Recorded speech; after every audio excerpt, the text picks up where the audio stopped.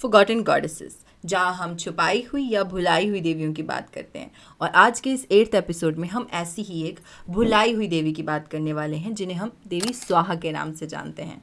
देवी स्वाहा एक बेहद प्राचीन देवी हैं, वे अग्निदेव की पत्नी हैं, ये सब तो हम जानते ही हैं। पर आज मैं आपको एक ऐसा वाक्य सुनाने वाली हूँ जो वेदों और पुराणों में केवल एक ही बार घटित हुआ है, और वो है देवी स्वाहा और अग्निदेव का विवाह, जो एक बार नहीं 3 बार हुआ है। उनके हर विवाह से एक अलग प्रकार के पुत्र ने जन्म लिया है, जिसने अग्नि का एक अलग तत्व को झलकाया है। सबसे पहले विवाह से जन्म हुआ उनके पुत्र पावक का, जिसका अर्थ ही है शुद्ध करने वाला, अर्थात कर्मों को भस्म कर देने वाली जो अग्नि है उसे ही हम पावक कहते हैं।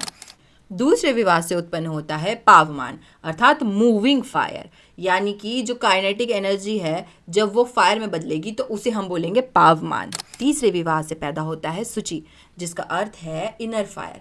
हाँ, ये वही अग्नि है जिसे सती माता ने खुद को जलाया था। तो ये वही अग्नि है जिसे हम ताप कहते हैं, तपस कहते हैं, तेज कहते हैं, तपस्या से जो बल मिलता है उसको भी वही कहते हैं। अब हम ये तो जानते हैं कि देवी के बिना वैदिक मंत्र पूरे नहीं होते, पर क्या आपको पता है तंत्र में भी इनका एक अलग ही स्थान है।